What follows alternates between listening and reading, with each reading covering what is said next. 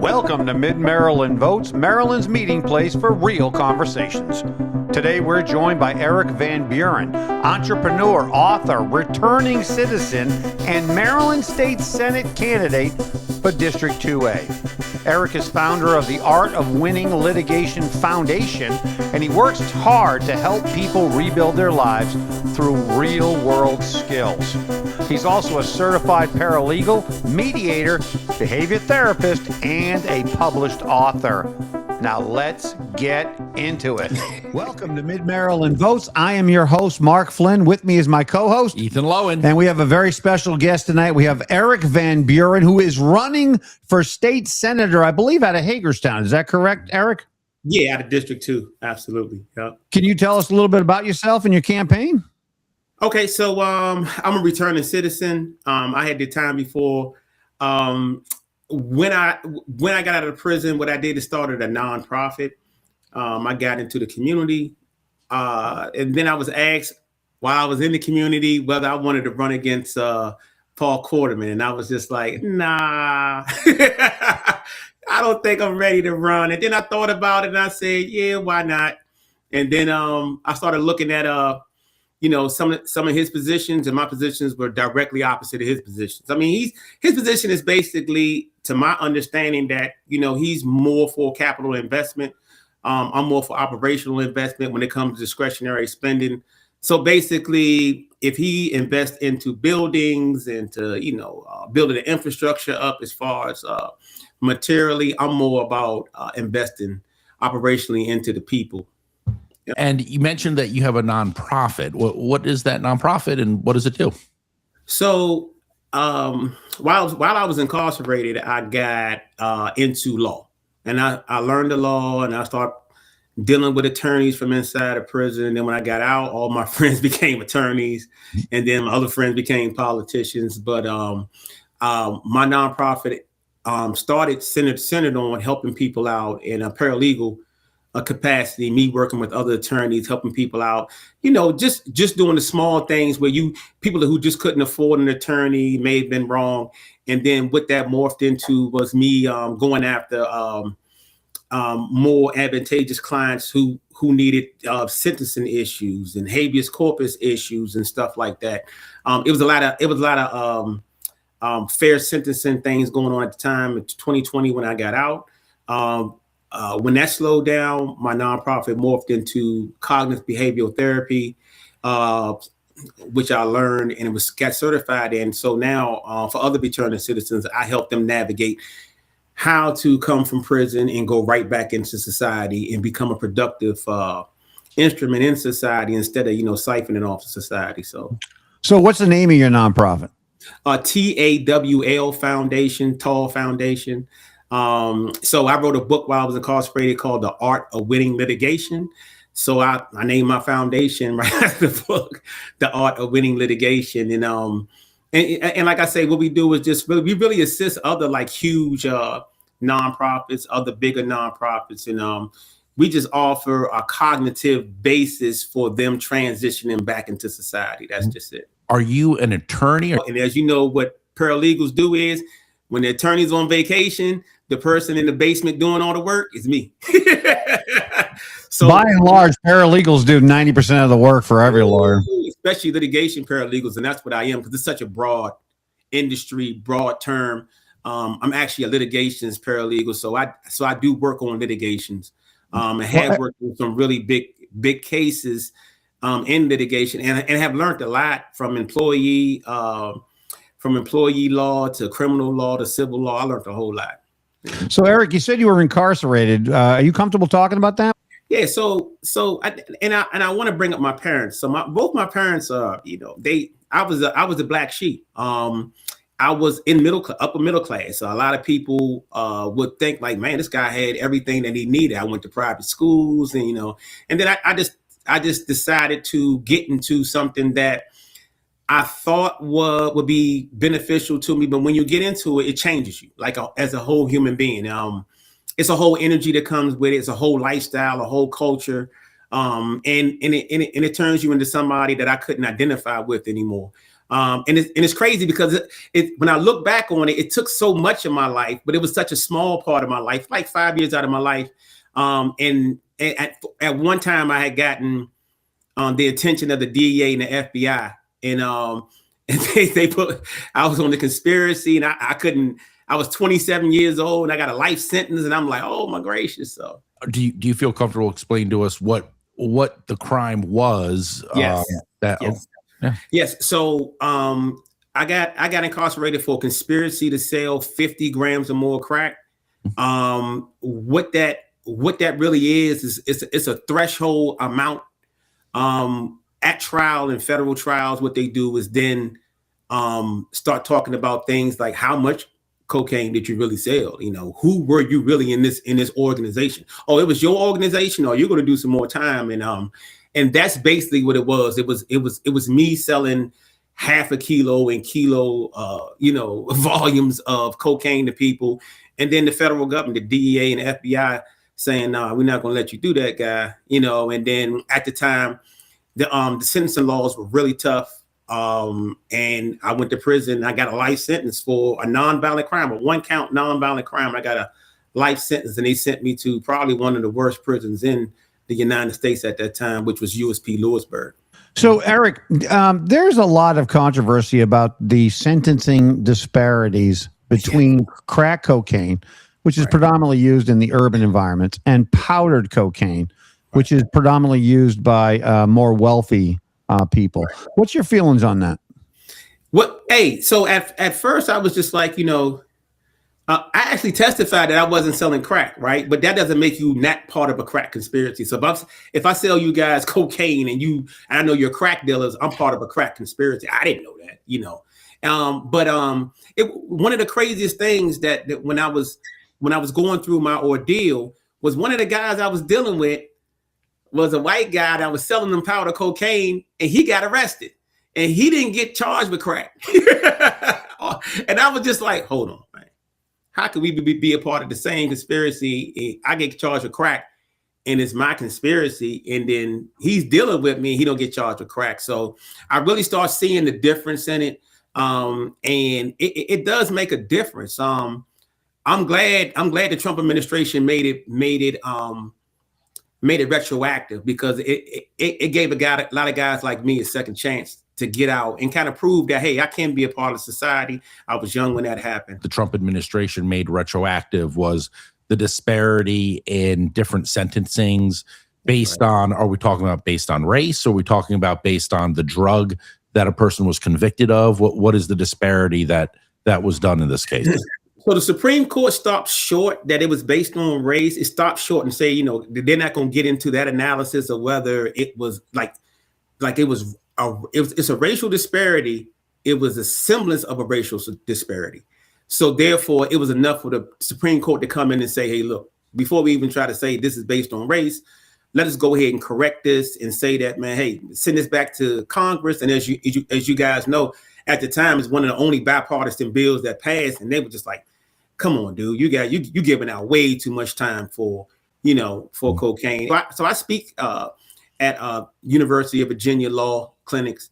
I speak at Georgetown University law clinics, and we don't necessarily focus in on the conviction of the guilt, the innocence about it, but just if the sentence was greater than necessary, for the actual offense. And I just believe that, a life sentence for somebody 27 years old, that just a life sentence says you're irredeemable, right? You can't be redeemed. You can't come back into society. And for a lot of people, that may be the case, but for me, it just wasn't. So for you, is it correct that you are saying that you were at that time in your life, you were an active drug dealer? Absolutely. Yeah. So when you were, and as someone who was living that life and committing that crime, and of course the consequences to the public that it has, what, looking back on it now, what would you say would have been an appropriate sentence for you? What I believe is great. I think it's a case-by-case basis. I believe if you're using little kids, if you're using old ladies, if you're selling drugs near school, if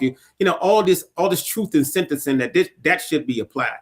For me, it was enough to change my life I believe a 10-year sentence would have been enough. I spent 19 years in prison, but I believe a 10-year sentence was stiff enough to say that, hey, it's a, I was 27. So when you get out after 10 years, you're 37, right? You got to do 85% of your time, right? So let's say I'm 37 when I get out.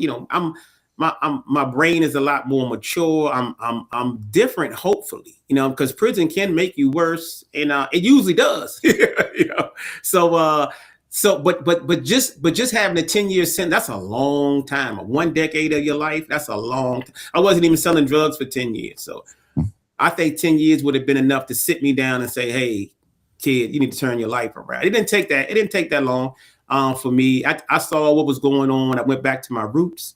I was locked up. I was incarcerated with Miguel Rodriguez, and he was washing bowls out in the same sink. And I'm like, man, this guy's the head of the Cali cartel. Like, there's no hope in here for me. If he's in here and he's a billionaire, there's no hope for me in selling drugs, right? You know what I mean? And then the untold, then when you get out here and you get more mature, you start seeing how much it does affect the community, right? How much you do ruin society, how much you take away from opportunities from other people.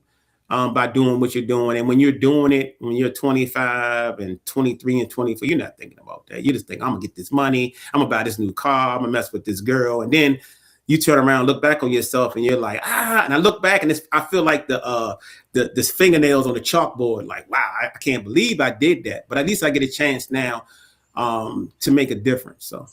So, Eric, you're locked up for life for 50 grams of crack cocaine. Was there a moment of clarity? What was that moment where you said to yourself, I got to turn this around?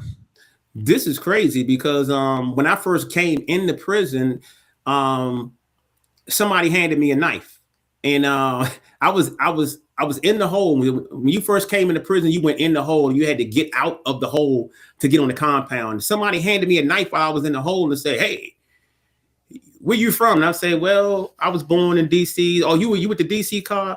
They're at war with the Puerto Ricans. And I'm like, dude, what in the world? You need this knife to get on the compound. And I heard about USP Lewisburg, Al Capone, John Gotti, the Hells Angels. I heard about all this stuff on Discovery Channel. And I'm like, man, this is a bad place.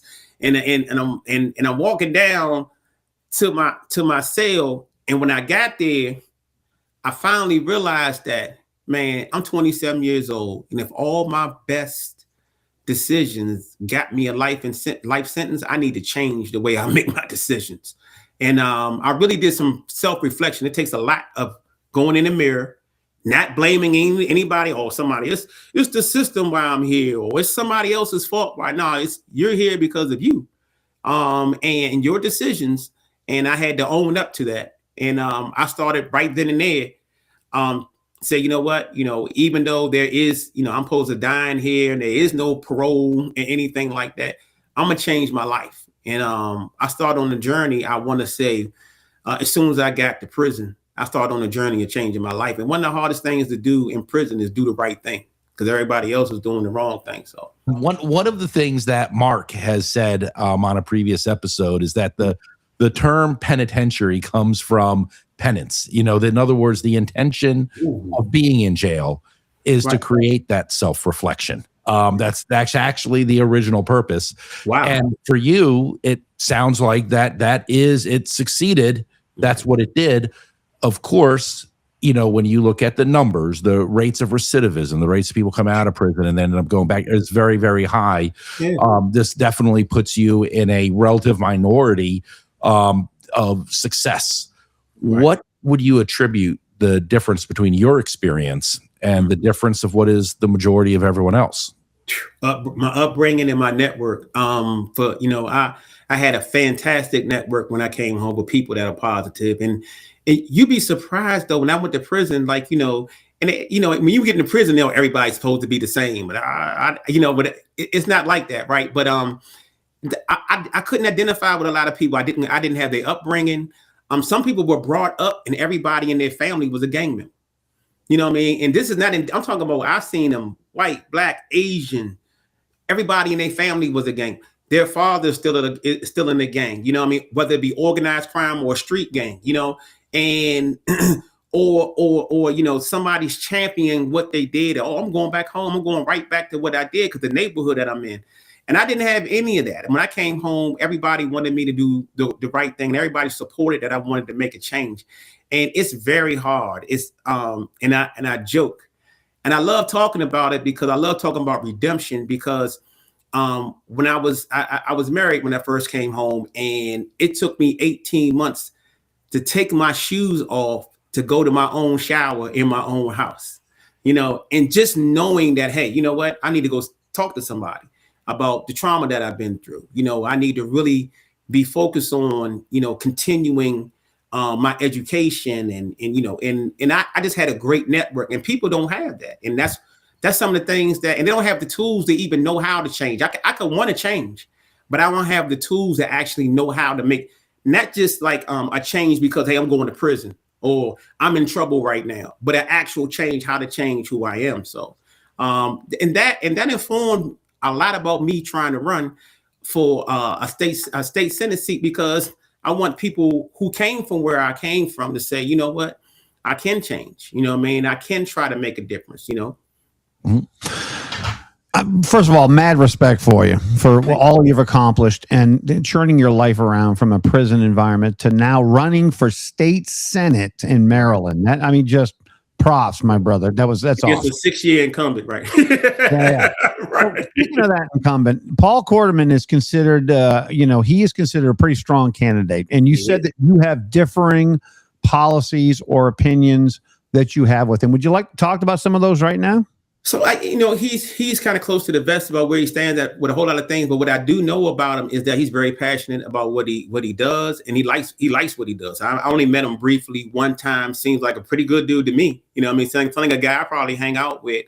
But I just think fundamentally how he sees the vision of Washington County is more based on, like I say, a capital spending budget. So basically, he wants to invest into properties and invest in expanding, like the stadium. He was instrumental in getting the stadium here. And not that I wouldn't have got the stadium here, but I would have tried to invest equally into people. I'm just a strong person because I'm a person who changed their life. That I believe that if I invest into Mark and Ethan, that Mark and Ethan can create 10 stadiums. And I just think that that's where we fundamentally differ.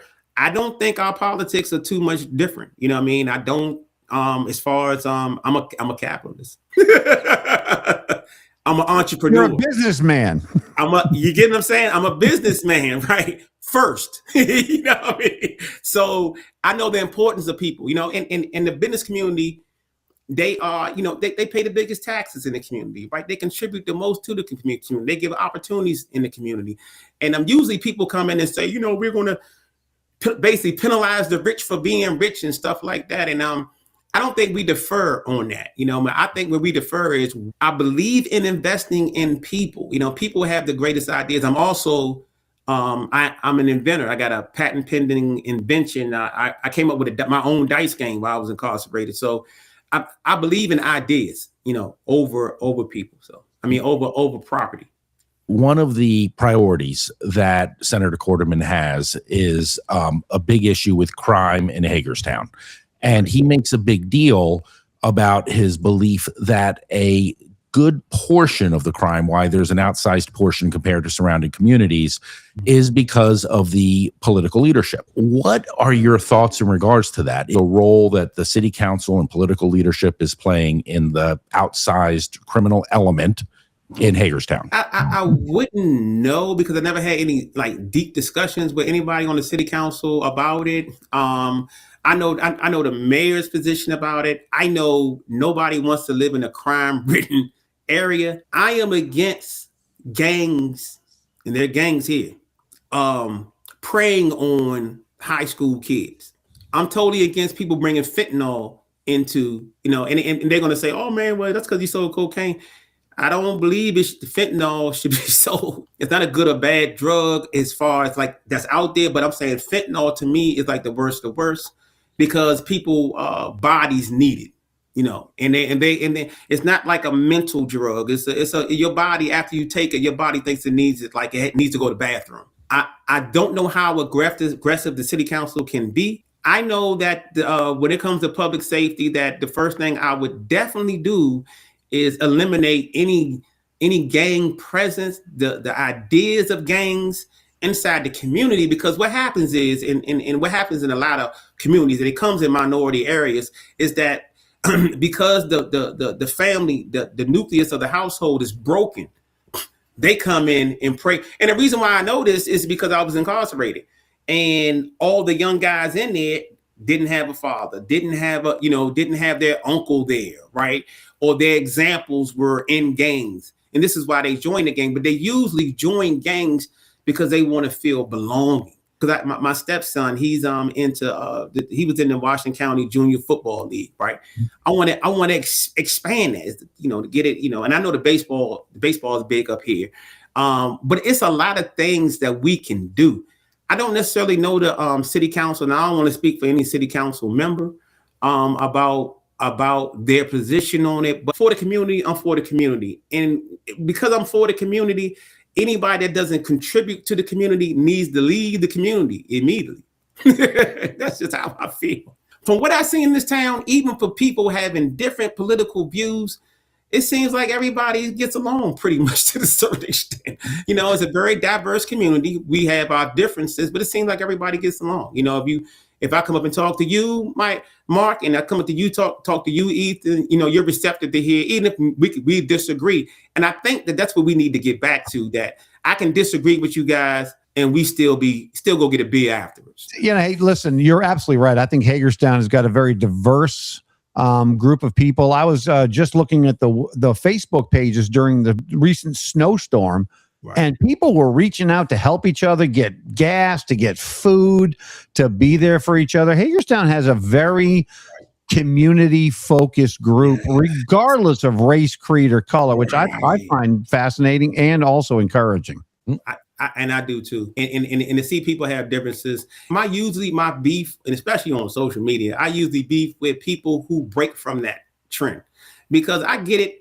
There's a national consensus, and nationally we may defer with our politics, but all politics are local. When we get down to the local end of it, we have to work together in some capacity. It may, your president may be in, my president may be in, I don't know, but when it comes down locally, we got to make it work. I love Hagerstown. I've been here 2 years, about to go into my 3rd year, and I have had nothing but open arms and people trying to help me. Here, and I wouldn't have got that in DC, and everybody looks like me in DC. I wouldn't have got any help. When, and I've lived in New York City, I've lived in DC, South Florida. I mean, in the military, when I came to Hagerstown, I was shocked by how diverse Hagerstown is. When you say that such a big reason as to why individuals get caught up in a life of crime, gangs, drug dealing, and so much of it has to do with the breakdown of the nuclear family and the desire to belong. To what do you attribute the breakdown in the nuclear family? So when I was incarcerated, the first thing I started doing is because I was studying law, was getting into philosophy, right? And one of the philosophers that I followed the most was Socrates. When we have a debate or when we have a discourse, we have to first agree on the words that we're talking about, right? But one of the things that one of the guys that used to champion him was Aristotle, and he said this. He said that if you ever want to affect a nation, all you have to do is mess with the household.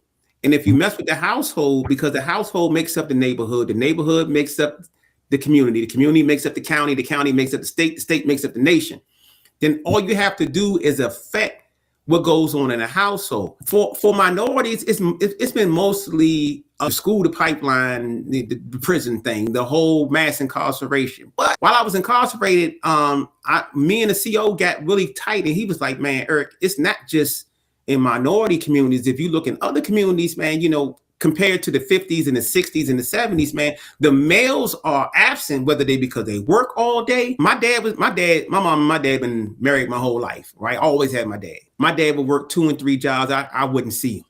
and people in my neighborhood, because he wanted to put me in a nice neighborhood, their dads, they didn't see them that much either, right? And then suddenly, because they don't see them, their mom and dad are getting split, and it wasn't about color. And I noticed that when I watched that I always believed, because of what I read in Aristotle, and that was in the Nicomachean Ethics, that that when you mess with that household, you can actually affect a nation of people.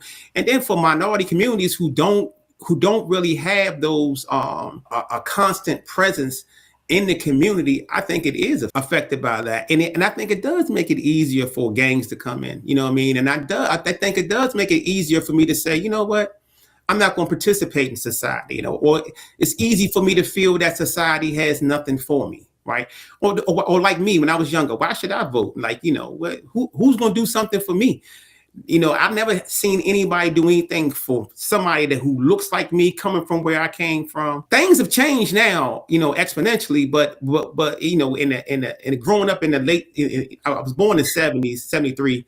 So growing up in the 80s and the early 90s, it's like, man, who is talking about what I'm going through? Who can say, hey, I can identify what you're going through. This is how I'm going to solve whatever problem you're going through. Yeah, I think it has a lot to do with the family, and I think the same thing about community. One of the things I teach for cognitive behavioral therapy, so we take people from dependence to independence to something that I think they try to hide from us all, which is interdependence. Right. And you can tackle more than I can on my own, being independent, because you guys are interdependent. And these communities have to be interdependent, and I believe that. Same thing with the household. The household has to be interdependent with other households. But if, and we ain't got to agree. I don't agree with everything my mom says. I probably agree with you more than I agree with my mom, but that's my mom. I'd probably agree with you on my end too. Right. Eric, there are those who say that, as you said, the nuclear family, the family gets working class minority families over the hump. Whatever comes our way, the nuclear family helps that through it. Mm-hmm. But that the federal government basically financialized the breakup of the nuclear family through the welfare programs and through social assistance in the 60s and 70s. They basically incentivized men not being in the household anymore. What's your feelings on that? That you make legislation, it sounds good, right? This is going to level the playing field. This is going to do this. But then you have some minds that come in and say, oh man, we can use this. We can use this to my benefit. I can use this to do this, that, and the other. So now people say, you know what? I'm not even going to try anymore. I'm going to live on public assistance. I'm not going to have a man.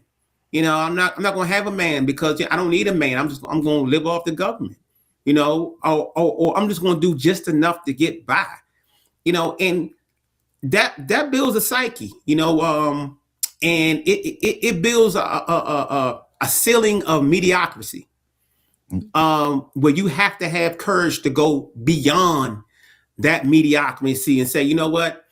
Nah. I'm better than this. I can believe in myself, and I'm going to achieve more. And just like, listen, it was the same thing when I came home and they were getting them $600 a week for COVID checks. You know what I mean? When they took them away, I wanted to cry. It took my $600 check for COVID. I didn't have to do anything to get it. You know what I mean? It's like you taking milk from a baby, you off a pacifier, but you need to do it to put you right back on your feet and being able to contribute to society.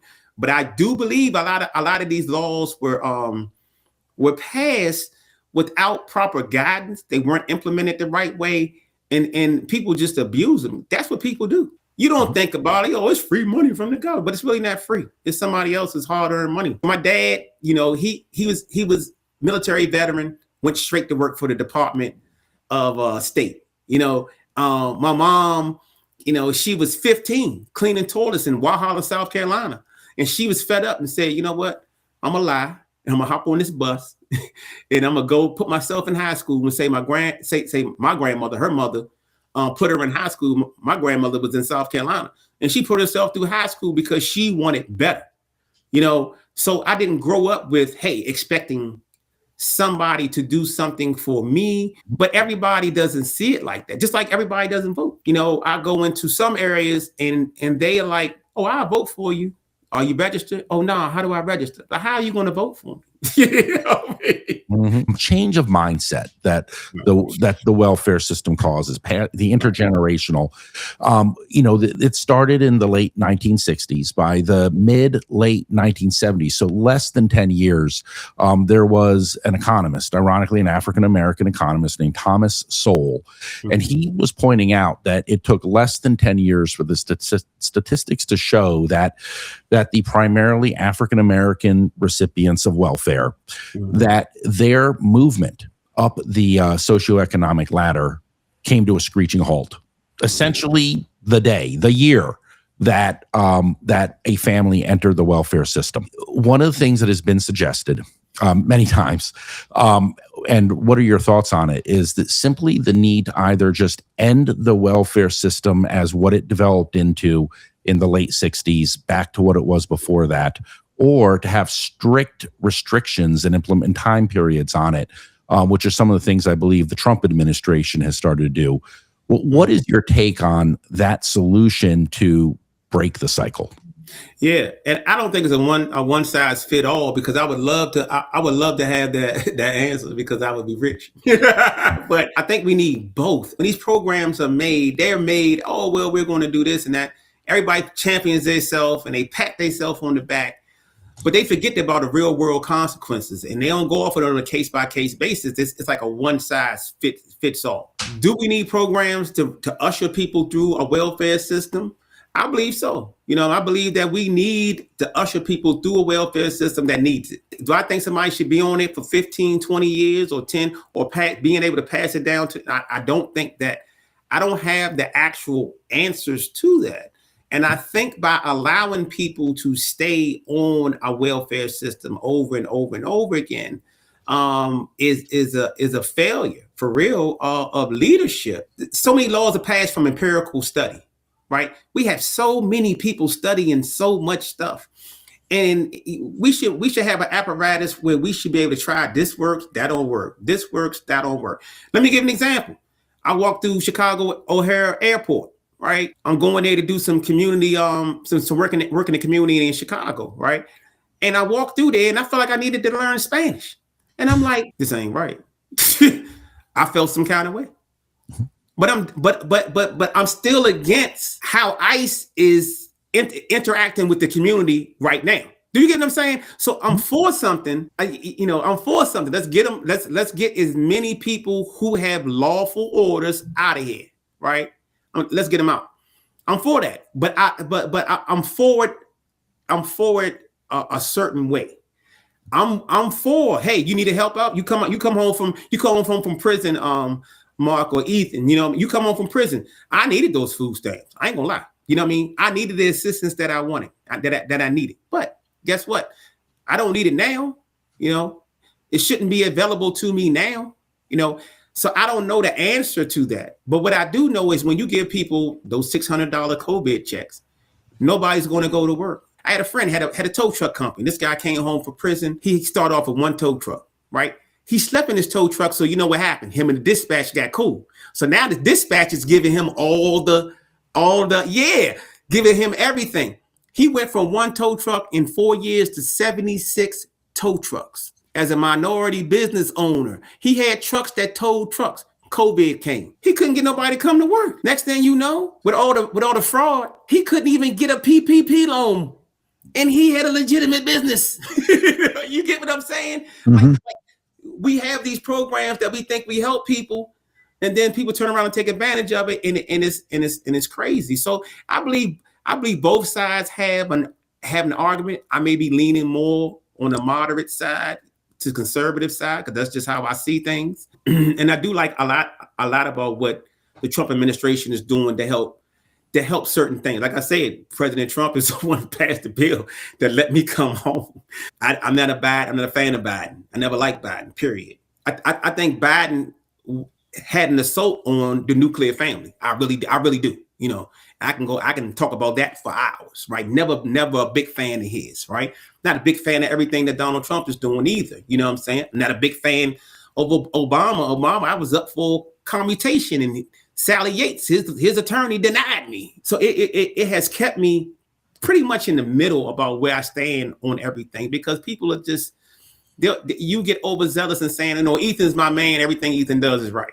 Mark's my man, so everything Mark does is right. And I can disagree. Mark can be my man, but I can disagree with Mark sometimes, so. And that's exactly why Mid-Maryland Votes exists, Eric, because we're at a place where people can come and talk about different ideas. And what we find out, 80% of the time, we agree on 100% of the topics. We're Americans. Yeah, 80% of the time, we agree 100%, right? That math doesn't math, but that's how it works. But yeah, we really appreciate you being on here, Eric. I have nothing but respect for a man who gets put in prison, comes out, and is trying to make a difference for his society. I really wish you the best of luck in all of your future endeavors. Thanks for coming on with us, Eric. Yeah, thank you guys, man. Thank you for having me. You got to promise to come back and talk to us again. Man, I would love to, especially if I win. All right, great. All right. Hey, this has been Mid-Maryland Votes. I am your host, Mark Flynn. With me is my co-host, Ethan Lowen. And we've had a very fascinating guest. Thank you again to Eric Van Buren, who is running for Senate out of Hagerstown, Maryland. Thanks again for being with us. Big thanks to Eric Van Buren for sharing his journey and showing how setbacks can become comebacks when you choose purpose. This is what Mid-Maryland Votes is all about. Real people, real stories, and real conversations. Like, follow, and share for more content like this on Facebook and YouTube. And remember, if you love the episode, share it with a friend. If you hated it, well, then share it with an enemy. We're equal opportunity entertainment.